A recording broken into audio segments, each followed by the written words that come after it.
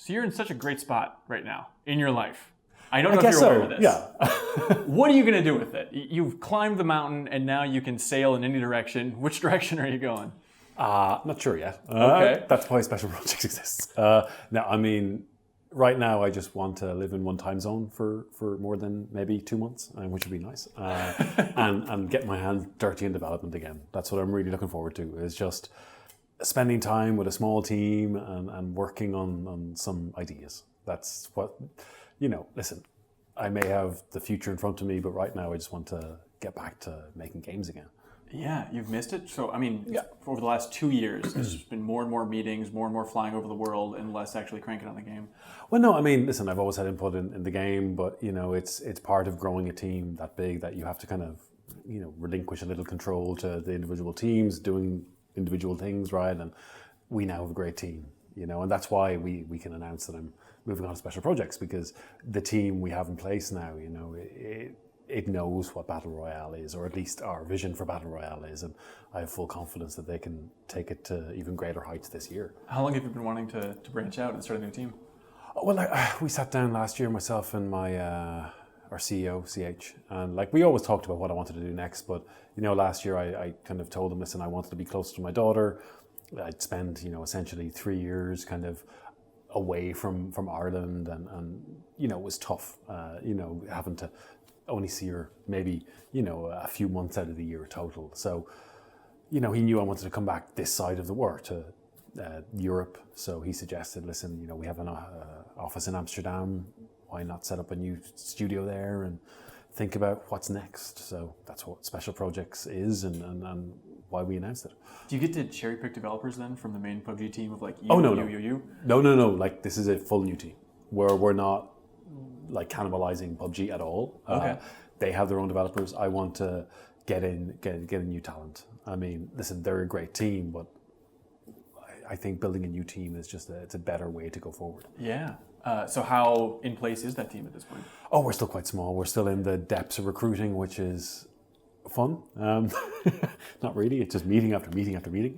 But no, it's great. We're getting to speak to some wonderful people, and we have a few hires, but yeah, we have, I think it's 13 job listings now on our Amsterdam site, and we're in the depths of recruiting. So it's still quite small, but we're growing quite rapidly. Are you just going to have a sign outside of Guerrilla Games saying, "Hey, if anybody's interested, if you like Battle Royale games"?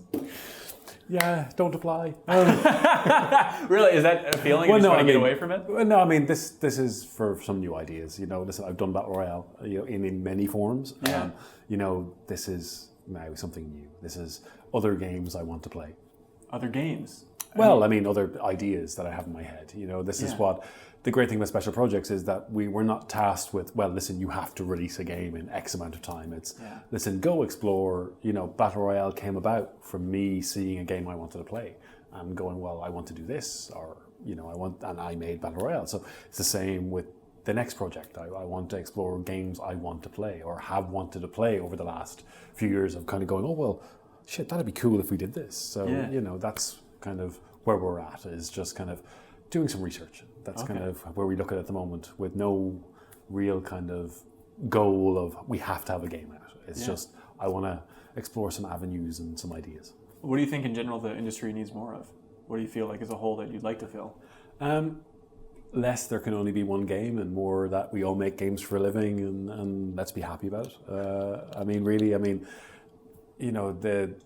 Every game that comes along is meant to kill the last game of the same type. And I think that's incredibly depressing for developers, because, we just make games because we love making games, right? And we get to share our ideas with a multitude of people. So I want to see less of this kind of bickering between games, and more kind of, listen, we all make games for a living. Let's be happy about it. Yeah. Have you just had a lot of bickering? Because imagine every interview you do, it's just, oh, Fortnite's going to PUBG. Oh, Apex Legends is going to kill everything. Yeah, I mean, listen, you hear it all the time. The next game will come along and kill you. And listen, it's just a lot of it's just talk, and it's usually from people that don't really know much. So it's nice to come out and now not have to focus on that anymore. That it's. It sticks and stones, right? I mean, listen, if I listened to all the shit online, I'd be a very depressed person. But most of it is just, it comes from people that, that's all they want to do is just stir shit, right? So you take it as that, right? It's you picture it as that. It's a troll, and that's all it is. Personally, how much pressure have you felt? I mean, is it all just water under the bridge of like, yeah, other battle royale games, whatever, we're still doing fine. If your numbers weren't as solid as they are, then maybe you would. But personally, do you only feel those kinds of emotions when people bring it up in interviews over and over again? No, I mean, listen, I look forward to the next Battle Royale games. Like, I mean, I'm looking forward to playing some of the ones on the horizon because they look fun, right? Yeah. I mean, when I first created Battle Royale, I created it as a game mode. Seeing it as a game mode in all these different titles is wonderful. You know, people ask me, and all I can say is that I'm happy to see, so many new titles because it keeps the genre fresh, right? I mean, people that come in to me kind of going, oh, it's going to kill this or kill that, and I'm looking at them going, I don't care because I like the fact there's more battle royales, as it keeps the genre fresh, right? And it helps it grow and solidify as an actual genre and not a flash in the pan game mode. Yeah. Are people counting on you to create a whole new genre again?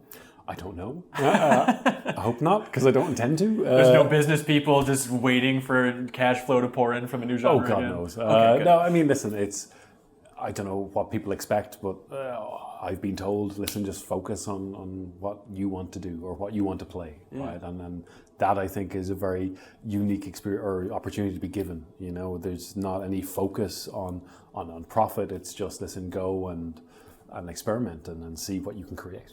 Yeah.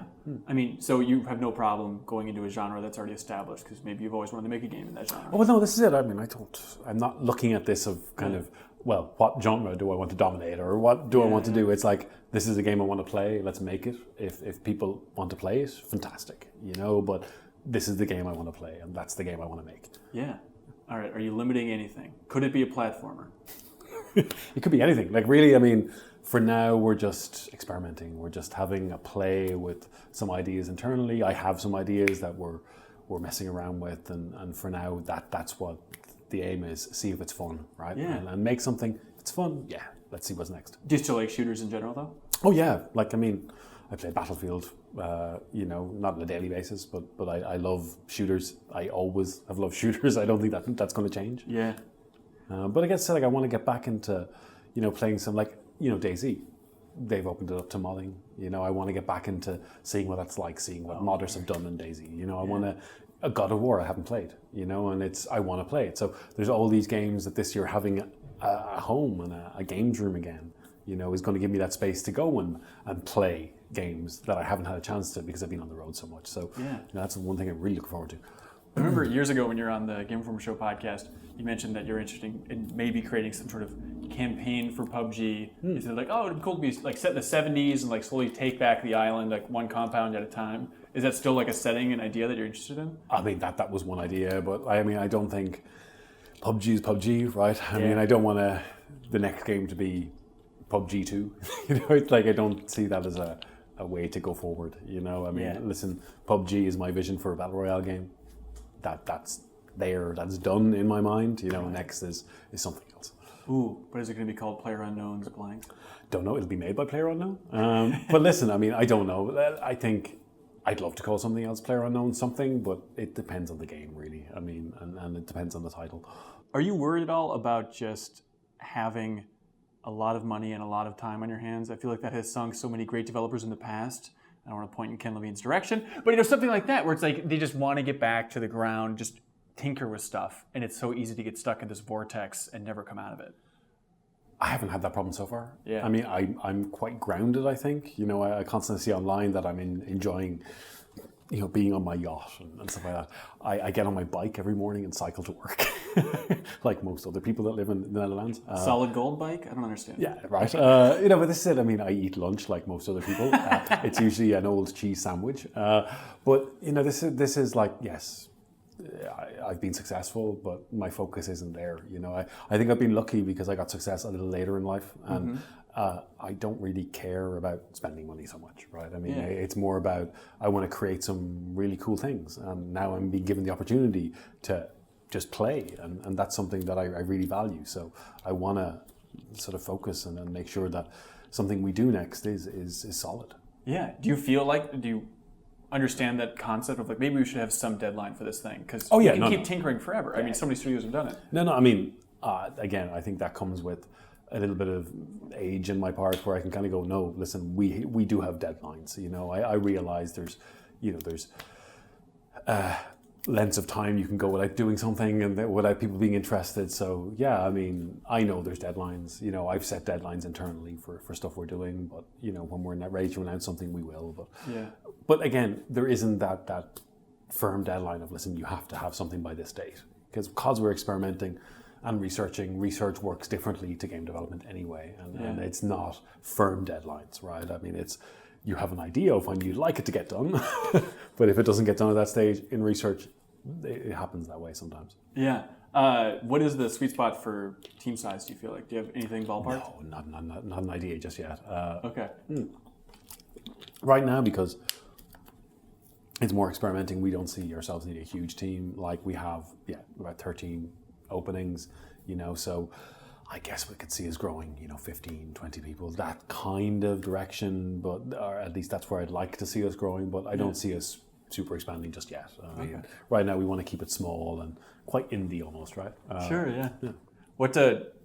What phase of development are you really looking forward to? Like, when are you going to be at your peak happiness with this new side project here? I don't know. I think concept is a pretty exciting time for any game, right? It's like coming up with those core ideas of what you want to do. So I think that's going to be fun. I think, we have some ideas internally and concepting that is going to be fun. So I think, but really, I think prototyping and kind of getting that vertical slice and getting something that we can go, well, here's a game. Here is an idea that we have worked on, and that to me is exciting, but that's in the clouds just yet. Okay. How much are you planning on relying on other people? Should people see this as your vision for a new game, or is it just if the new team gathers and they all desperately want to make some cutesy children-friendly sim, will you be like, all right, I'll go with this? It depends on what's fun, right? I mean, really, I don't want to stifle ideas. I have some ideas myself, but I really believe that working with a team and bouncing those ideas and having those brainstorms to kind of come up with a better rounded out idea can help. It also can lead to making a camel and not a horse, right? But I think there has to be clarity of what we want to do, and we have that in that I'm a pretty stubborn person when I want to be. But I really want to work, as I said, with that small team, so there is that flat kind of that everyone's idea is welcome, but we do have a solid vision, I think, and that's the important thing. Okay, carrying over a lot of tech then, I'd imagine? No, I mean, we want to start kind of afresh. We don't want to be too dependent on PUBG or stuff we've done before. We want to just look at what we want to do and then find the tech that works for that. Okay. This is a good spot you're in, man. Yeah. No, I will be forever grateful to CH. Like our CEO, he didn't have to do this. He wanted to give me a chance to grow, which is something that I need to do. But and give me a chance to lead a new team. It's a risk on their part. It's not something I have a huge amount of experience with. But I've got good people by my side. And I think that's the key here. Is like, as long as you've got good people that know what they're doing, you can lead pretty well. What lessons from the last couple of years, just in leadership, do you feel like you're going to carry forward to the new studio? Listen a lot more. Oh, really? Yeah, no, I mean, I think there's value in silence, and I think listening to other people's ideas is something I've learned to do a lot more in the past year, of just sort of sitting back and listening rather than having to have an opinion. I think having opinions fine, but I think it's more important to kind of let other people have the opinions and kind of mold the opinion almost. But in the early days of just this whole thing taking off, you felt like there was a lot of you standing up on a soapbox saying, please, we need to do this. No, I mean, for the special projects, you mean? No, for just the rise of PUBG in general. Yeah, no, I mean, when I was first talking with our design team way back when we were first planning it, there was a lot of well, this is not the way we were taught to make games, because I was suggesting stuff for Battle Royale that wasn't necessarily, game design friendly, but it works, right? I mean, and there were those kind of battles of me having to kind of go, well, listen, this is what I want in the game, and but it turned out that those battles helped me learn things about game design. Oh, why would we do that? Oh, okay, that makes sense why we do that. Obviously, we should do that. So, as I said, that this last few years has involved me talking a lot less and just learning about, how games are actually made, because it's a really complicated process. I cannot imagine. Are there other studios you really look up to just for structure or like leadership style that you've been studying a little bit? I haven't had time. I mean, again, you don't really get to see a lot apart from like books you can read about, like how Nike grew and stuff like this. You know, there's not a lot you can read about the internals of. And trust me, I've looked for books, game producing for dummies. But there's some good books out there that you can read. But I mean, a lot of it just comes from talking. Like we have management retreats every 6 months or so, and getting to talk with our management team and have that sort of few days of just being able to question stuff. And like, I would bring the special project structure to them and go, well, do you think this is a good idea? And that's kind of invaluable. So that's where I kind of draw my experience from, is just by talking to others that have it right. Yeah, absolutely. Well, I wish you the best. Oh, thank you very much. Yeah, it's an amazing idea. And please, if we go like 5 years and I haven't heard anything, it's going to be such a bummer. No, I really hope it won't be 5 years. So what about just like, take like a game jam approach, right? Just crank out like a whole pack where it's like PlayerUnknown's minigame collection. Right. Wouldn't that be fun? Yeah, PlayerUnknown's games. Or yeah. No, that one might be fun, but yeah, no.